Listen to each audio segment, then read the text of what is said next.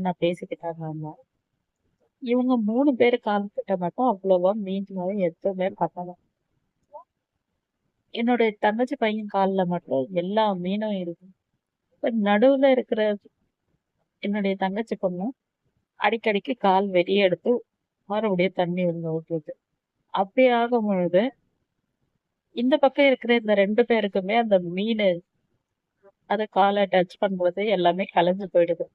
உடனே இவங்க 2 பேரும் சண்டை போடுற மாரி திட்டுறது. உடனே அவங்க, "நான் உனக்கா கலைச்சேன்.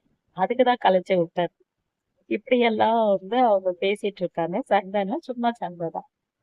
ஆனா எங்க தங்கச்சி பையன் சொல்றது, "பேசாம கைய கூட விட்டுட்டா கைக்கும் ஒரு ட்ரீட்மெண்ட் எல்லாம் கிடைச்சிரும். எல்லா மீனும் என்கிட்ட தான் இருக்குது." அப்படின்ட்டு அவன் சொல்லிட்டு இருக்கான்.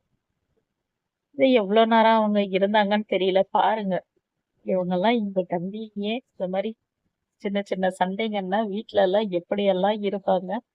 இவங்களெல்லாம் எப்படி மெயின்டெயின் பண்ணி இந்த இடத்துக்கு கூட்டிட்டு போயிட்டு வந்தாங்கன்னே எனக்கு தெரியல.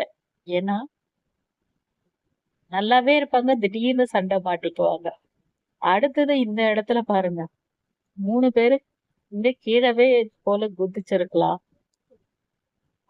ஆனா இவங்க 3 பேரும் அங்க போயிட்டு இது போல குதிச்சுட்டு இருந்தாங்க. என்னுடைய தங்கச்சி சொல்லிட்டு இருந்தாங்க. தனித்தனியா விளையாடுங்க அப்படின்னு சொல்லிட்டு. ஆனா தர்ஷினிக்கு மட்டும் ஏதோ உடம்பு முடியல. Green colour dress.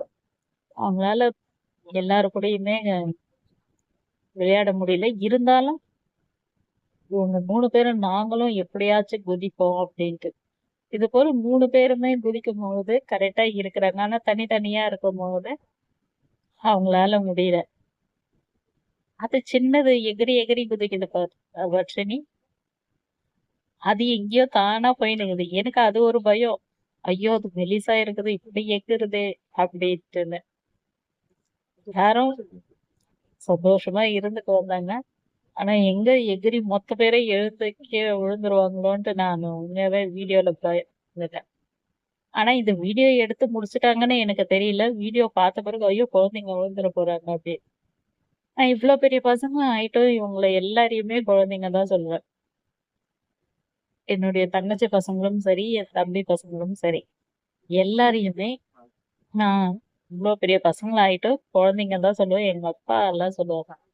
இன்னுமா அதுங்கலாம் குழந்தை என்ன பொறுத்தவரைக்கும் அதுங்க எல்லாமே எனக்கு குழந்தைங்க தான் அப்படின்ட்டு சொல்லிருவேன். இவங்க 3 பேரையும் பார்த்துட்டு என்னுடைய 2 தங்கச்சிங்களும் சிரிச்சது சிரிச்சபடியே இருக்குது.